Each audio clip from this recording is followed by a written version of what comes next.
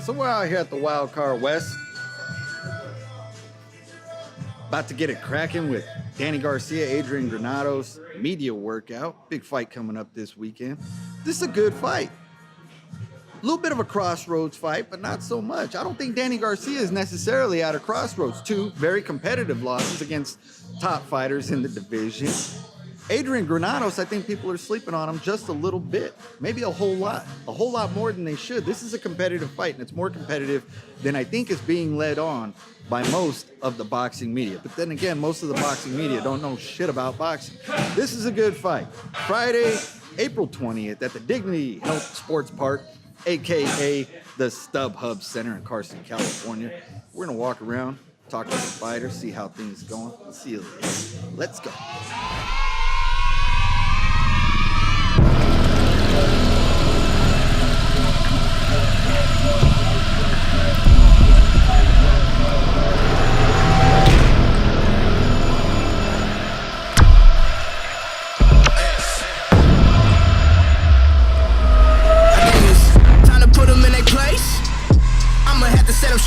You don't know me, you don't know where I'm from, or what I had to do to get this play.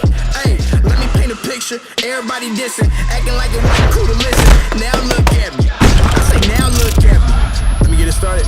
Yo, the ride's been the dumbest since day one. Said I think it's a classic in the making. You know, I think we're going to put on a hell of a show. I feel great.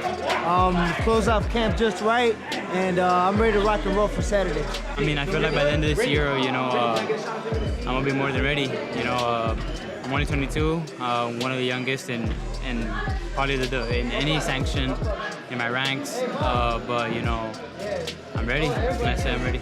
That was a whole problem of mine. You know, I had a long layoff with Top Rank of going back and forth, and thank God, you know, God had a plan, and for me to be in PBC. Thanks to Al Heyman for helping me get out of there. But you know, like I said, things happen for a reason. I love PBC. That's where all the good fights are at, and you know, they have all the heavyweights, good heavyweights that I would like to fight. So I think it was a good place to be at. When it comes to Fox, we use a hypothetical. Is that a bad thing that a fighter has access to well over 110 million homes? Is that a bad thing? And he crosses over because he's on that platform and is bringing much more visibility to the sport, and you're doing your thing on a platform like that? Can you imagine? And you have the ability to connect to the fans? Can you imagine what that leads to?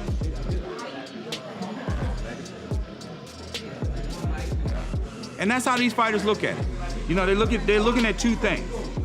And if you're looking at it any other way, other than legacy and money, then something's wrong with you. That's just my opinion. Some fighters choose to, they make ignorant comments that they'll fight for free. I don't know no fucking fighters that fight for free. Let them fight for free. We're not doing nothing. LA's always been good to me. This is a great atmosphere.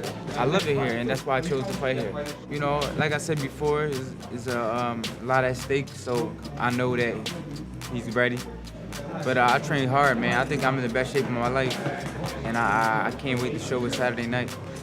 Listen, I'm not gonna try to talk too much because I don't want to say things that I shouldn't be saying. But when I was trying to do good things for the boxing, well, they bashed them.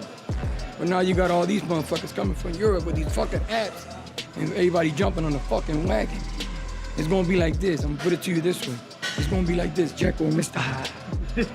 There's a lot of challenges. You know, I had everything against me. You know, I got to go out there and dominate and try to take the fight away from him. And you know, Danny Garcia is a hell of a fighter. You know, there's a reason why, you know, he's a big name in boxing.